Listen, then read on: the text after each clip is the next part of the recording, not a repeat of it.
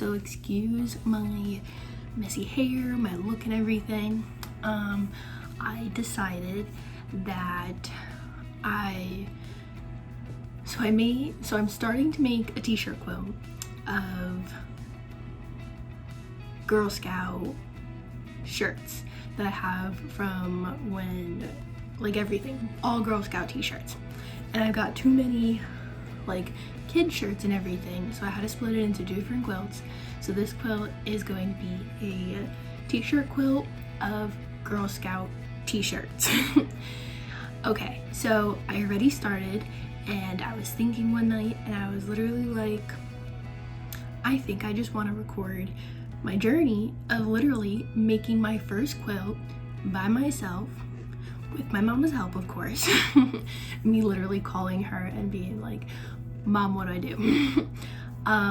Yeah, but this is going to be the first like big quilt I've made ever, and like for myself. And so I decided I want to like record my journey, or just like record the process, so to speak.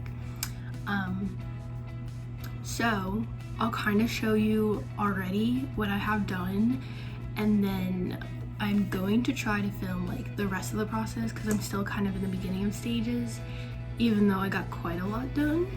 So I'll explain like the first things I did. First, of course, I literally cut out all the t-shirts I had for like all the t-shirts I wanted to use. If you are gonna make a t-shirt quilt, I didn't watch a video before I made one.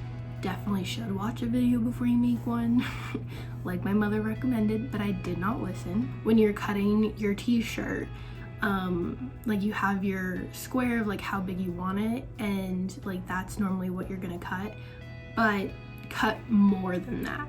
Like you want to have an extra amount so that like, because t-shirts move and like what you're cutting could be smaller because of the way that like it's stretching and like the sleeves and everything like that. So just make sure you're cutting extra than what the size of your square you want your t-shirt to be. So that was my first step, and I did that, you know, using fabric scissors. I also used like a cutting board with a rotary cutter, and I didn't do cutting the extra fabric around the t-shirt, like having extra, which kind of made it difficult later measuring like the size that I was using.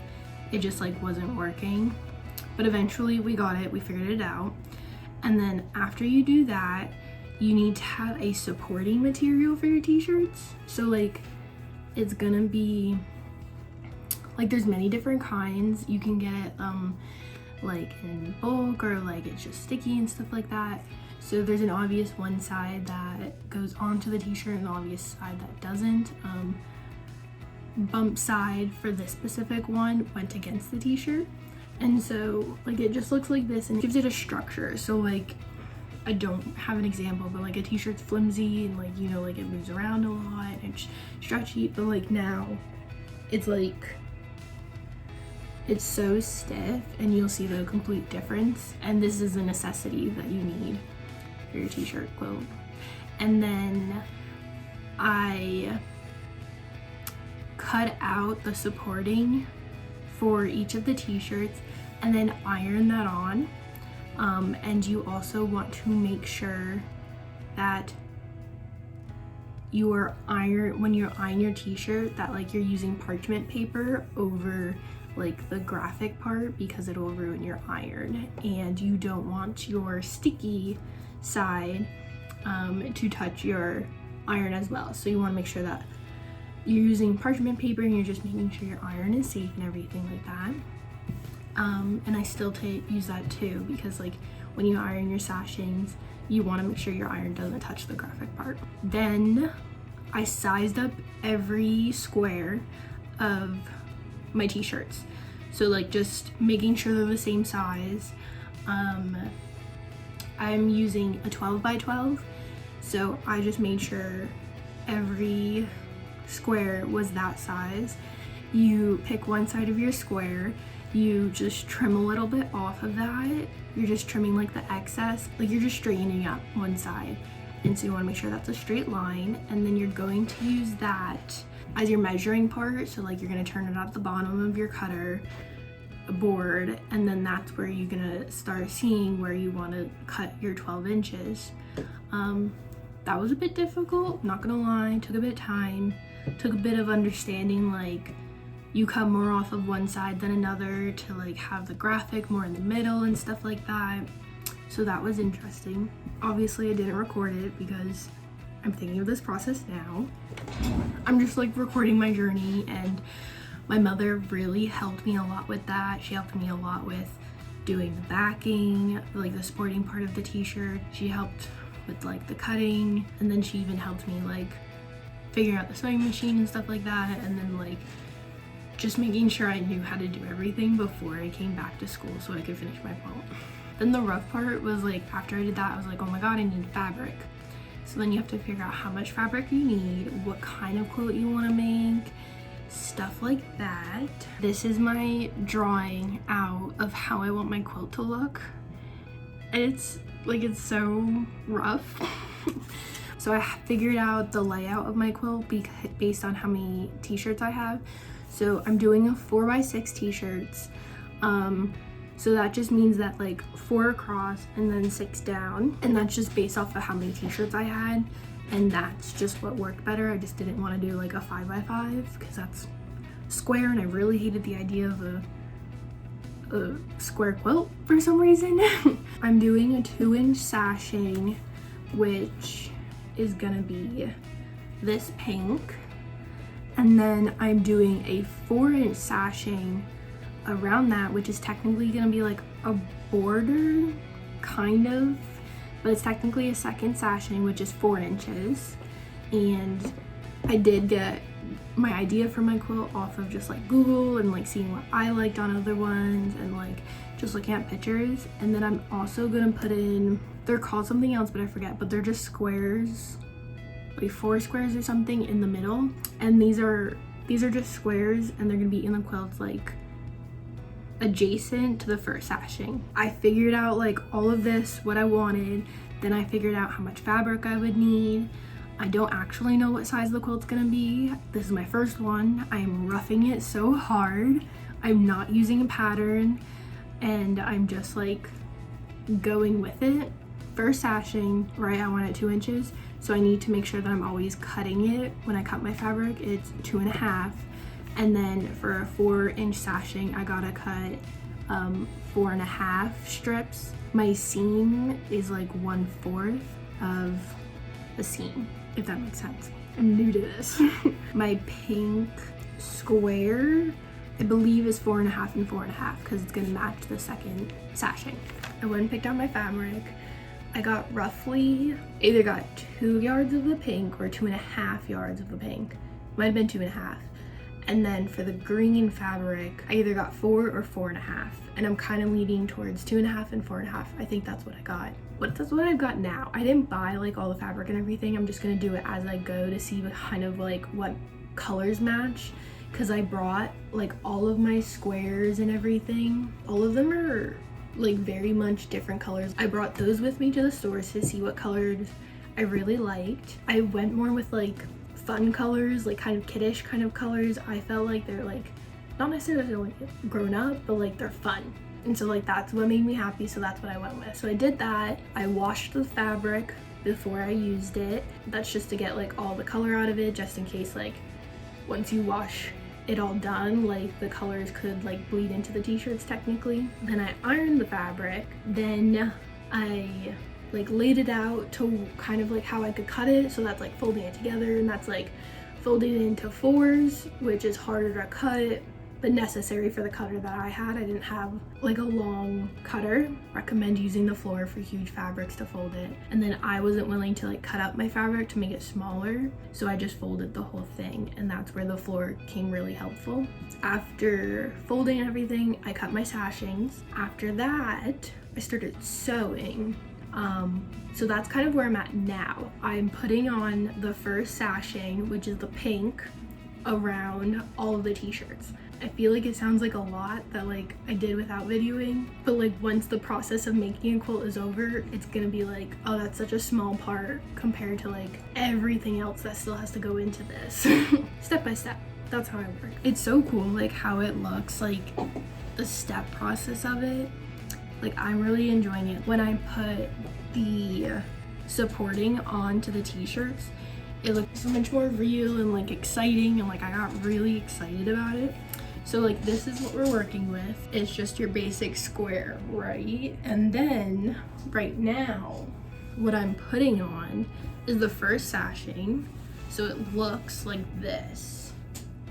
It looks so pretty. See here, I'll show you this one. What I'm doing is I'm lining the pieces of sashing I have here. I'm pinning across because I don't trust my skills enough yet to just not pin. So I'm pinning it across, sewing, cutting, and then ironing this way, and then ironing it over. And then I go to the opposite side because I'm doing the sides of the t-shirt first on all t-shirts. And then I'll be putting a sashing on top and a sashing on the bottom. So these are the ones I have done so far. And I'm very proud of them. They look very cute.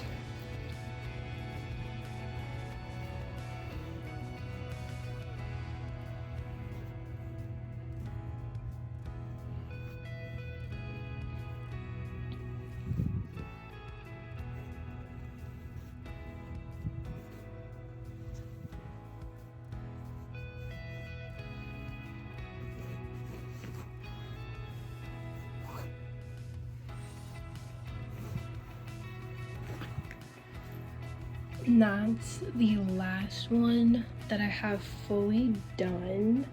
And then, as you saw before, I'm working on this one. And then I'm also working on this one right here. And this is my middle one that I'm gonna have in my quilt. I already know that, but I don't know anything else about the placement. And then this is one that my mom helped me so we could like see the outline of like what we're talking about.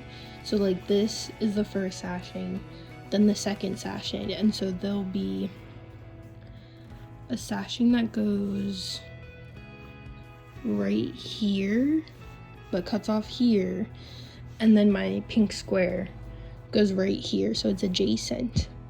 And so that's like what it's gonna look like at the end. I'm very far from that though. Okay, so I just wanted to like talk my process through, like the sewing part that I'm doing.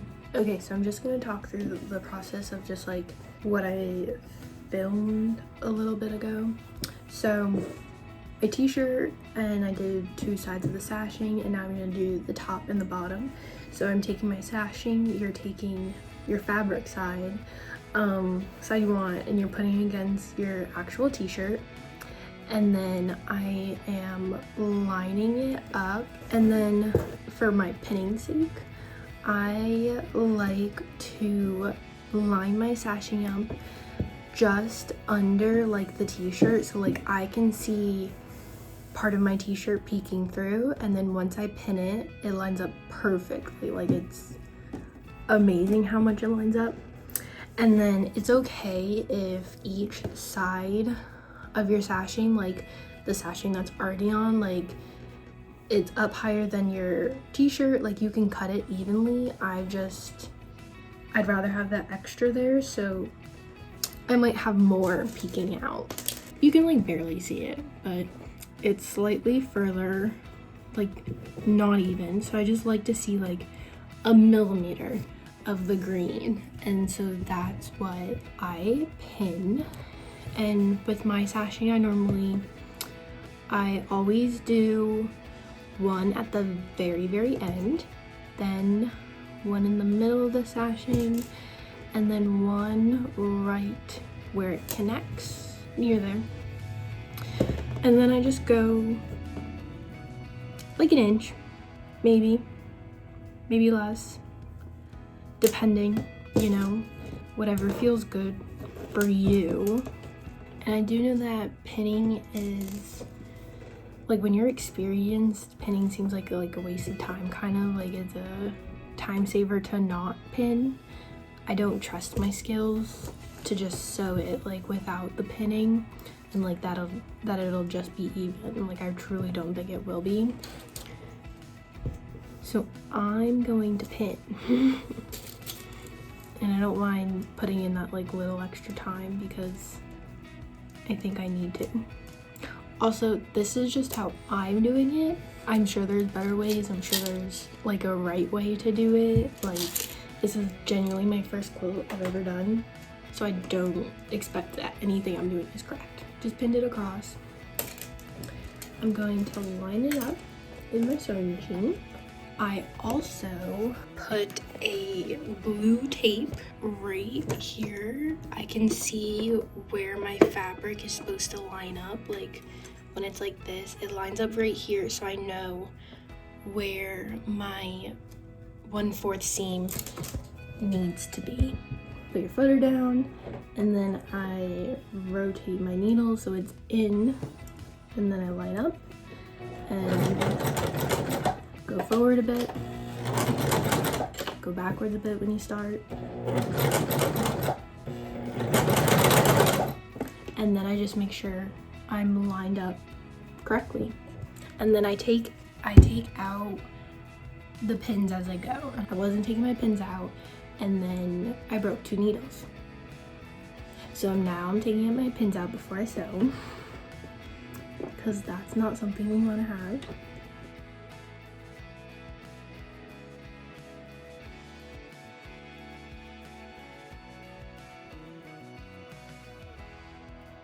I learned that just for me, that cutting off the excess like backward so that this side is facing me, and so I can easily see a millimeter further. It just works better for me because I'm not experienced and don't trust like how close like my cutting is and stuff like that. So I just go by the line. Like, I'm just using a ruler, I'm lining it up to the fabric, and if it's a little over, that is perfectly fine with me because I'm gonna put another sashing on this, so it's the same thing. Like, if there's extra, fine, it'll just disappear once I put my second sashing on. So then I make sure to just cut off those extra pieces so I can iron easily, and then I have extra for when I need to do other sashings. And then I take my parchment paper, I'm putting it over my design, and then with my flap down, I iron it, move my flap over, and I iron that so that it's all nice and flat and I can see it. And then I do the opposite side. Put my parchment down, iron,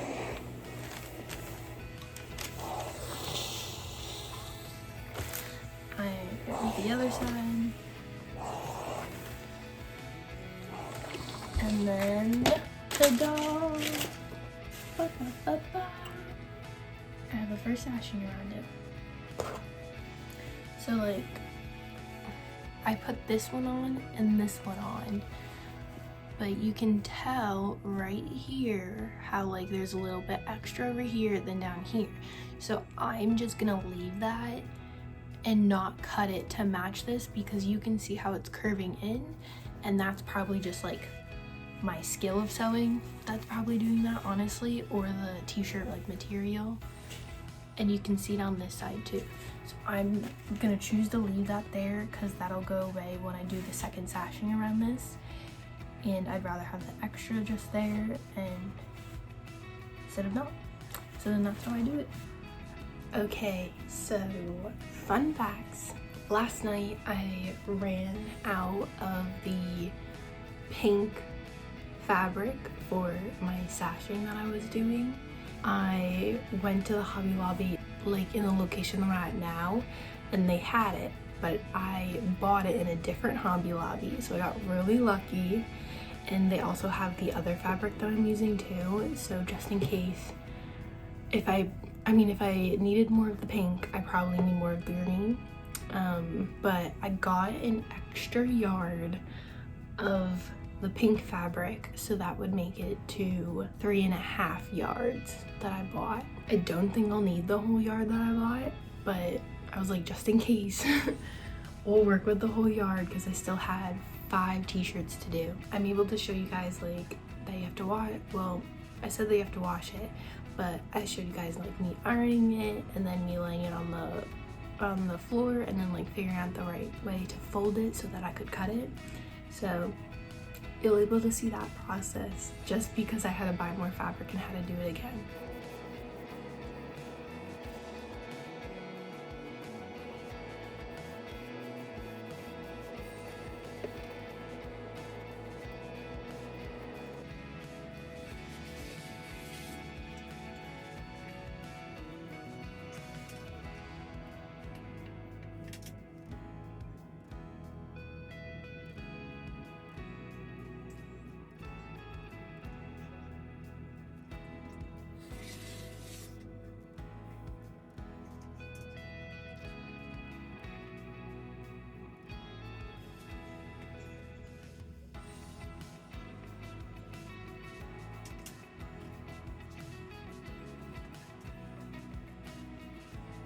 It was a frustrating time at the moment of being like, oh my god, what if I can't get the fabric?